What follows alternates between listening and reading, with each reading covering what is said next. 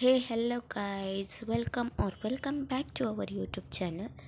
So guys मी सकाळी उठले आणि उठल्यानंतर मस्तपैकी आवरून चहा वगैरे पिऊन घेतला.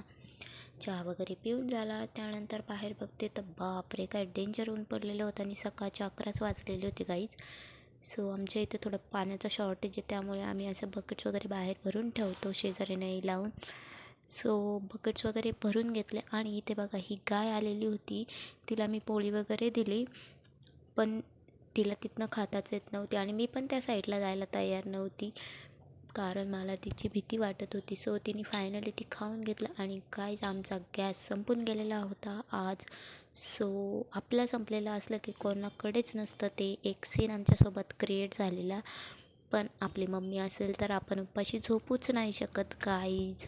सो मम्मीने मस्तपैकी जुगाड केला, मस्तपैकी चूल पेटवली आणि चुलीवरती तिने आमच्यासाठी चपात्या बनवल्या. तिला उपवास असतानासुद्धा तिने आमच्यासाठी मस्तपैकी आम्हाला चपाती वगैरे बनवून दिल्या आणि ती तिचे काही किस्से अगोदरचे किस्से आमच्यासोबत शेअर करत होती की तिचं नवीन लग्न झाल्यानंतर तिने केलेले कामं तिला चुलीवरतीच करावे लागायचे. स्वयंपाक, त्यानंतर शेतीमध्ये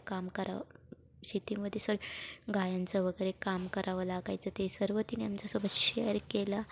आणि इकडनं पप्पा आले. पप्पा पण मम्मीची थोडी मजा घेत होते. तिला विचारत होते तुला मजा येते का ते करायला वगैरे काहीच. सो मम्मी म्हणते हो मजा येते म्हणे. आणि त्यानंतर पप्पा गेल्यानंतर इथे मम्मीने भाकर करायला घेतली चुलीवरतीच. खूप टेस्टी लागते गाईस चुलीवरचा स्वयंपाक. सो मस्तपैकी माझ्या मम्मीने इथे भाकर बनवायला घेतली. दीदी इथे पाणी घेऊन आली होती आणि इकडे बघा चंद्र इतका सुंदर दिसत होता. खूप मस्त वाटत होतं. मस्त थंड हवा पण चालू होती बाहेर. सो इथे मम्मी मस्त भाकर बनवून घेते. भाकर वगैरे टाकली तिथे 2 भाकर तिने बनवल्या. बघा किती सुंदर आहे. तर गाईस तुम्हाला हा व्लॉग कसा वाटला नक्की सांगा. भेटूया उद्या. बाय.